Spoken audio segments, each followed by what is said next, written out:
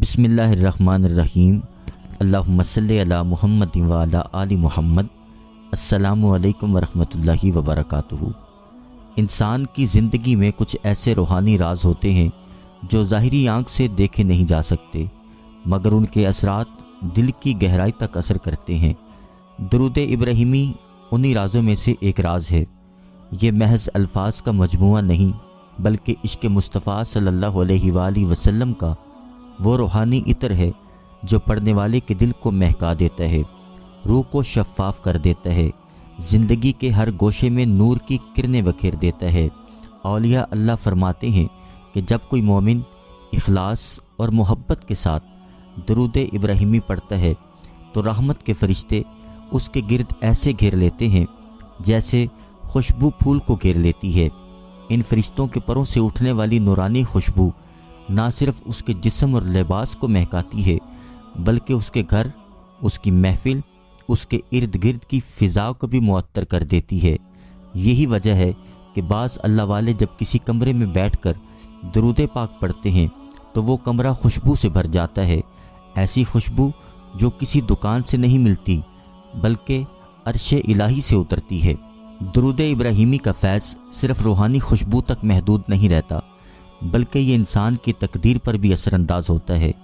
روایت میں آتا ہے کہ جو شخص کثرت سے درود پاک پڑھتا ہے اس کی دعائیں جلد قبول کی جاتی ہیں، اس کے دل سے نفرت، حسد اور کینہ دور ہو جاتا ہے، اس کے چہرے پر ایک خاص نور پیدا ہو جاتا ہے۔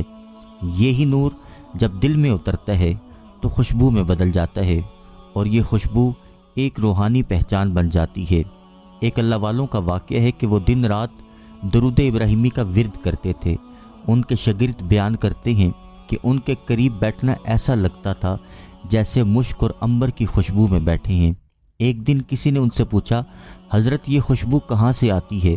تو وہ مسکرا کر بولے، یہ خوشبو زمین کی نہیں، یہ تو فرشتے لے کر آتے ہیں جب وہ تمہارے درود پاک کو آقا صلی اللہ علیہ وآلہ وسلم کی خدمت میں پیش کرتے ہیں۔ یہ ایک روحانی حقیقت ہے۔ جب کوئی بندہ مسلسل درود ابراہیمی کو اپنا معمول بنا لیتا ہے تو اس کی روح معطر ہو جاتی ہے۔ اس لیے درود پاک کا ذکر صرف زبان کا ورد نہیں، بلکہ دل کی طہارت، روح کی پاکیزگی اور زندگی کی کامیابی کا راز ہے۔ اکثر سوال کیا جاتا ہے کہ درود پاک کی کثرت کیسے نصیب ہو، درود پاک کی تاثیر کیسے ملتی ہے، درود پاک کی خوشبو کیسے نصیب ہوگی، درود شریف کی کثرت کیسے نصیب ہوگی؟ اس کے لیے عرض ہے کہ آپ ایسا کریں کہ عشاء کی نماز کے بعد 2 رکعت نماز نوافل حاجت کی نیت سے ادا کریں۔ حاجت کے نوافل پڑھنے کے بعد دعا کریں، یا اللہ میری زبان پر درود شریف کو جاری کر دے، یا اللہ مجھے کثرت سے درود پاک پڑھنے کی توفیق عطا فرما، مجھے درود شریف کا شوق عطا فرما، میری زبان پر درود شریف کا سلسلہ جاری فرما دے جو مرتے دم تک میری زبان پر جاری رہے۔ گھر میں مختلف جگہوں پر درود پاک کی عظمت، کمالات اور تحریریں لگائیں۔ یاد دہانی کے لیے تحریریں اپنی کچن کی دیواروں پر لگائیں جہاں پر بار بار آپ کی نظر جاتی ہو، جس پر یہ لکھا ہو کہ کیا آپ نے آج درود شریف پڑھا، کیا آج آپ نے درود شریف کی تسبیح پڑھ لی، یا آج آپ نے اتنی تعداد میں درود پاک پڑھ لیا۔ اس طرح آپ کو یاد دہانی ہوتی رہے گی اور آپ کا درود شریف کا سلسلہ جاری رہے گا۔ اس کے علاوہ آپ صدقہ دیتے رہیں اس نیت سے کہ یا اللہ میری زبان پر درود شریف کو جاری کر دے، مجھ سے کثرت سے درود پاک پڑھنے کی توفیق عطا فرما۔ اس کے علاوہ آپ صدقہ اس نیت سے دیتے رہیں کہ یا اللہ میری زبان پر درود شریف کو جاری کر دے، مجھے کثرت سے درود پاک پڑھنے کی توفیق عطا فرما۔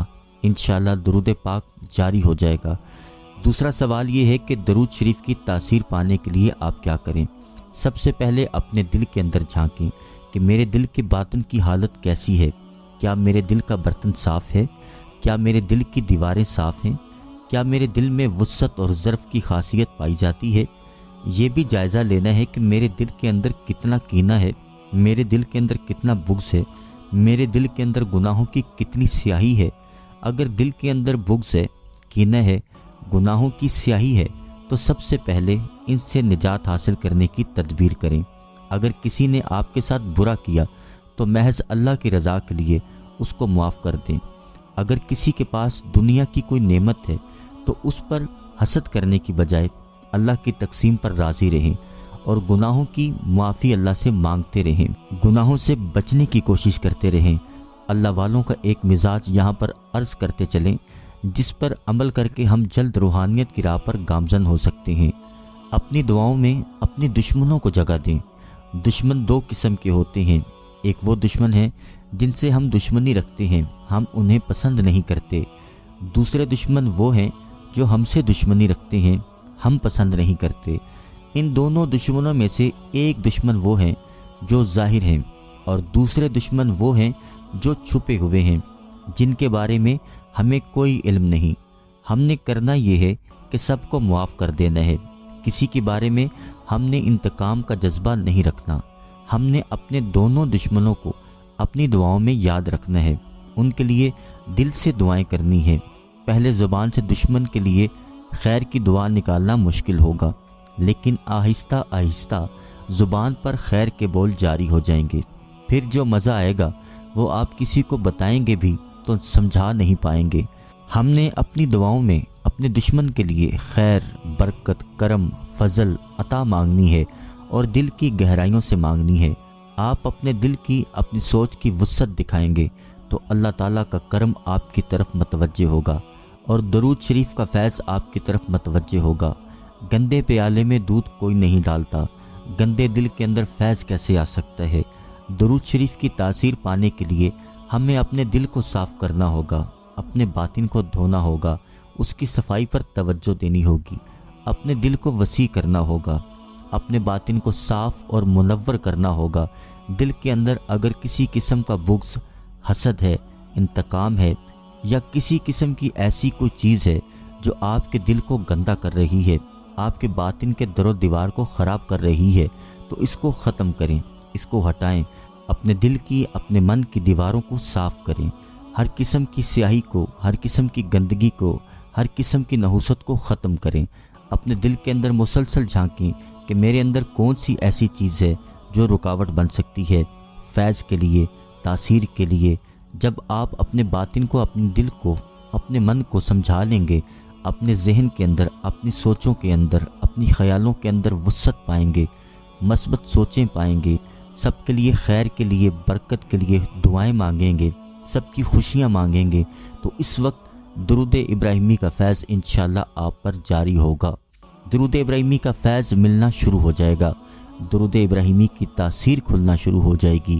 جب باطن صاف ہوتا ہے تو تجلیات اترتی ہیں، جب دل کا برتن صاف ہوتا ہے تو خوشبو ملتی ہے، جب دل کا برتن صاف ہوتا ہے فیض ملتا ہے، جب دل کا برتن صاف ہوتا ہے کائنات کے راز کھلتے ہیں، روحانیت کی رمزیں کھلتی ہیں، روحانیت کے راز ملتے ہیں، علم لدنی ملتا ہے، سچی راہیں واضح ہونے لگتی ہیں، احکامات الہی پر اور سنت رسول پاک صلی اللہ علیہ وآلہ وسلم پر عمل کر کے مزہ آتا ہے، شریعت پر عمل کر کے اچھا لگتا ہے، عبادت کرنا آسان ہو جاتا ہے، عبادت کر کے عبادت کی مٹھاس محسوس ہونے لگتی ہے جب ہمارا دل کا برتن، ہمارے من کا برتن صاف ہوتا ہے۔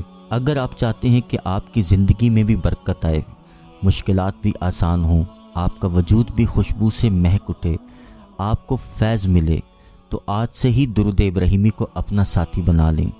دن ہو یا رات ہو، خوشی ہو، غم ہو، فارغ لمحات ہوں یا کام کے بیچ، بس ایک بار دل سے درود ابراہیمی پڑھیں، توجہ سے، ادب سے، اور دیکھیں کہ کیسے آپ کے دل میں سکون اترتا ہے۔ اگر آپ بھی چاہتے ہیں کہ آپ کی زندگی میں برکت آئے، مشکلات آسان ہوں، آپ کا وجود بھی خوشبو سے مہک اٹھے، آج سے ہی درود ابراہیمی کو اپنا ساتھی بنائیں۔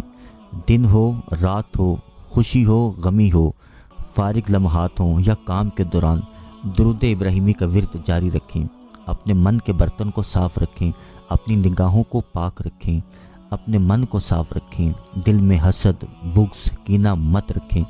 پھر دیکھیں آپ کے دل میں کیسے سکون اترتا ہے، آپ کے ارد گرد کی فضا پاکیزہ ہو جاتی ہے۔ یاد رکھیں، دنیا کی خوشبو ایک وقت کے بعد ماند پڑ جاتی ہے، لیکن درود ابراہیمی کی خوشبو وہ خوشبو ہے جو قبر میں بھی ساتھ رہتی ہے اور قیامت کے دن آپ کے لیے رحمت کا سائباں بن جائے گی۔ یہی اصل فیض ہے، یہی اصل خوشبو ہے اور یہی اصل کامیابی ہے۔ اللہ کریم آپ کو، مجھے، ہم سب کو ادب سے درود پاک پڑھنے والا پڑھوانے والا بنا دے۔ اس ویڈیو کو صدقہ جاریت سمجھ کے شیئر کیجیے گا۔ انشاءاللہ اگلی ویڈیو میں پھر حاضر ہوں گے، جب تک کے لیے اللہ حافظ۔